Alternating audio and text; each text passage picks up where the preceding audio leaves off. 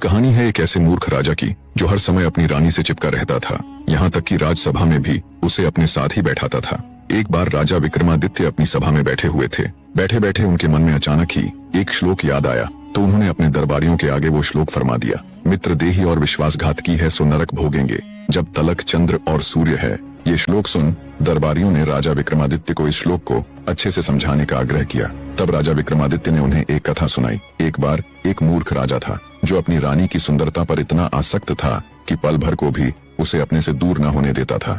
यहाँ तक कि राज दरबार और राजसभा में भी उसे अपने साथ ले जाता और पास ही बिठाता। जब वो शिकार खेलने के लिए जाता तो वहाँ भी रानी को अपने साथ ले जाता। चाहे दिन हो या रात, सुबह हो या शाम, सोना हो या जागना, खाना हो या पीना, हर समय उसके साथ रहता। उस अज्ञानी राजा को ऐसा करने में जरा सी भी लज्जत महसूस नहीं होती। मंत्री को राजा की ये बात बहुत खलती।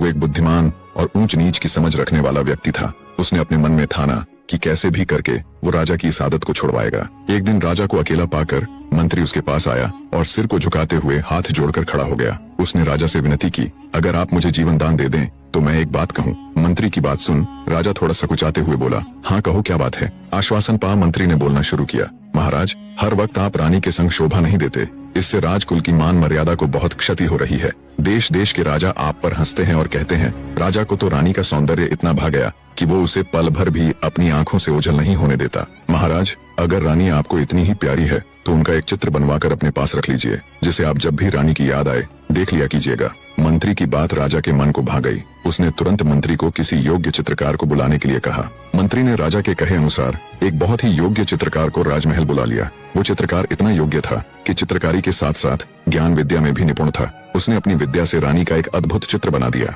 जब राजा ने वह चित्र देखा तो वह चकित रह गया। चित्रकार ने रानी के सौंदर्य की हर सूक्ष्मता को इतनी बारीकी से उकेरा था कि राजा स्तब्ध था। पर जब उसकी नजर रानी की जांघ पर बने हुए तिल पर पड़ी तो उसके रोंगटे खड़े हो गए। जांघ पर बने तिल को देख उसने विचार किया कि हो न हो ये पहले भी रानी से मिल चुका है। मन में ये विचार आते ही राजा का गुस्सा 7वें आसमान पर था। बने रहे।